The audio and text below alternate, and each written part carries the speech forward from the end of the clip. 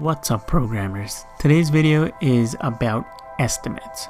But before we even get into that, you guys are probably wondering, after getting a recent estimate wrong by a significant margin, I started thinking about ways to improve my estimation skills. Luckily for me, I recently started reading The Pragmatic Programmer by David Thomas. This book takes an in-depth look at the estimation process and the challenges that come with it. This video combines the knowledge from the book plus my own personal experience. The very first thing that you have to do is think about the level of accuracy the consumer of that estimate is looking for and pick the appropriate unit. The units can make a difference in how your estimate is perceived.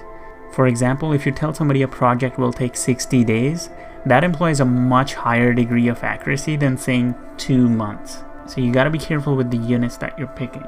The next thing that you have to do is think about the scope. Build a mental model of how the system may be implemented. This may surface underlying patterns and problems, show alternate solutions or gaps in requirements. The next step is to break it down. So break the task down into a whole bunch of smaller subtasks and estimate each one of them individually. You will not get the estimates correct for every single subtask, but the key here is to determine the high-risk items and concentrate on getting them right.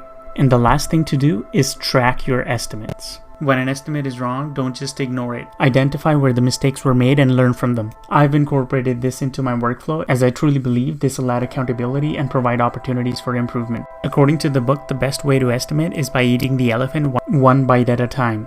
Initially, we only have a vague idea of how long a project will take, but over the lifetime of the project, you should be regularly reviewing your estimates.